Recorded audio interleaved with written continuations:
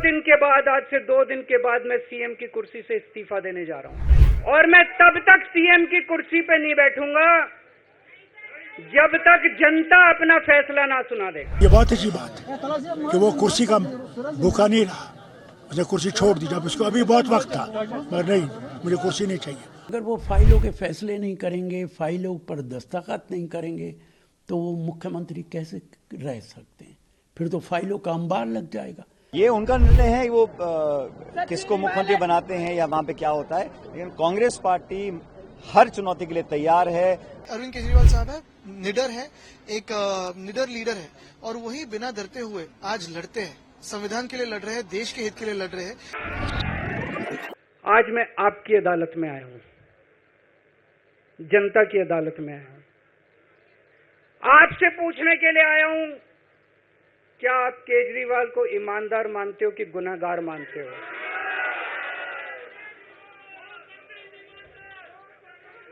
मैं दिल्ली की जनता से पूछना चाहता हूं, मैं देश की जनता से पूछना चाहता हूं कि क्या केजरीवाल ईमानदार है कि गुनहगार है? दोस्तों, 2 दिन के बाद, आज से 2 दिन के बाद मैं सीएम की कुर्सी से इस्तीफा देने जा रहा हूं।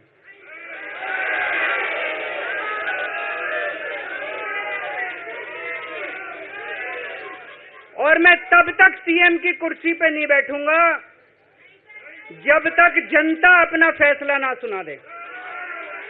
मैं जनता के बीच में जाऊंगा, गली गली में जाऊंगा, घर घर में जाऊंगा, और जब तक जनता अपना फैसला ना सुना दे कि केजरीवाल ईमानदार है, तब तक मैं सीएम की कुर्सी के ऊपर नहीं बैठूंगा। लोग हैं जो बनाएंगे और गिराएंगे, जो उस पे ने चार्जेस लगाए थे वो ये प्रूव नहीं कर सके, इसलिए वो पब्लिक में जाना चाहता है क्योंकि लोग फैसला करें।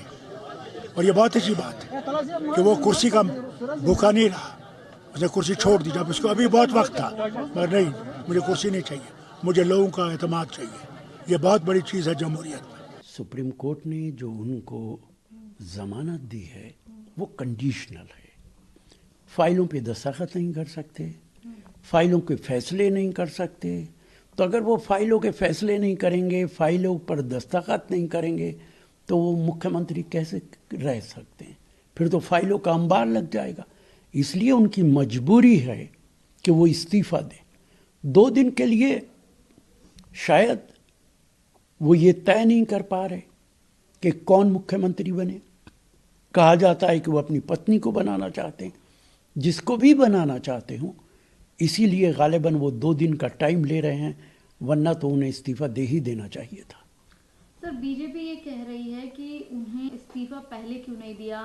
लालू यादव के कट्टर विरोधी हैं, लेकिन उन्होंने भी मुख्यमंत्री पद से इस्तीफा दे दिया था। झारखंड के सीएम हेमंत सोरेन ने भी दे दिया था। अभी 2 दिन का समय भी क्यों ले रहे हैं? देखिए, भारतीय जनता पार्टी का जहाँ तक ताल्लुक है, वो तो चाहते हैं विपक्ष के जितने मुख्यमंत्री हैं सब इस्तीफा दे दें, अकेला केजरीवाल ना दे।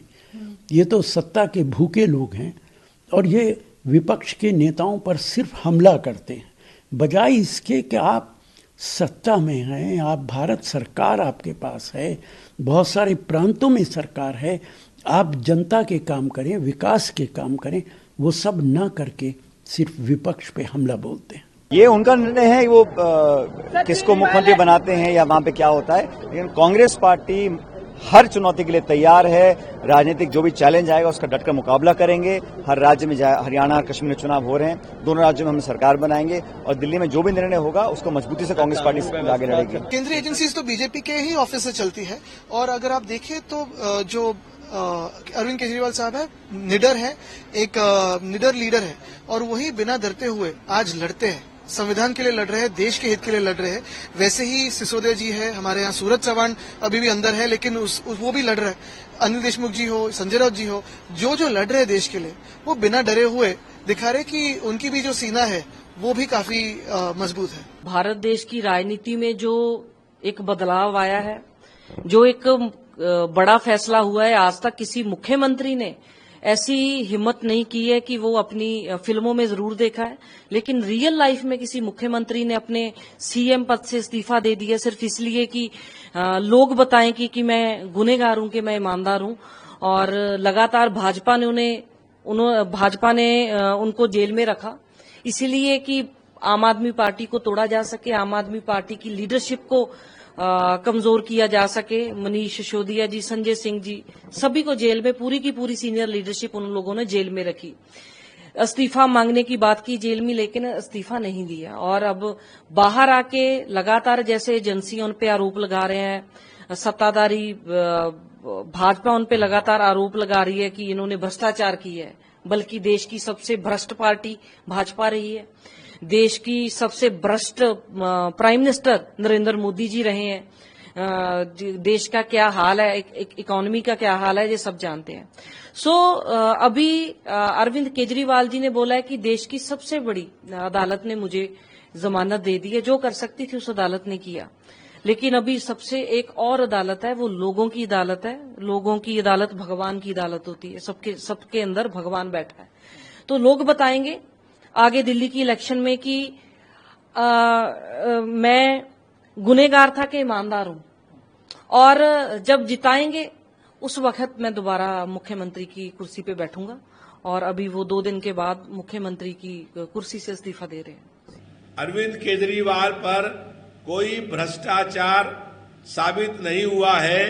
वो जेल में गए थे, 6 महीने जेल के अंदर रहे और वहां रह करके मुख्यमंत्री पद का कार्यभार संभालते रहे।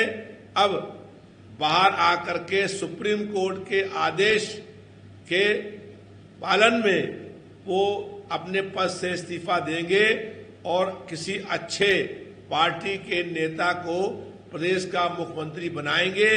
लेकिन अरविंद केजरीवाल आम आदमी पार्टी के संयोजक और मुखिया रहेंगे।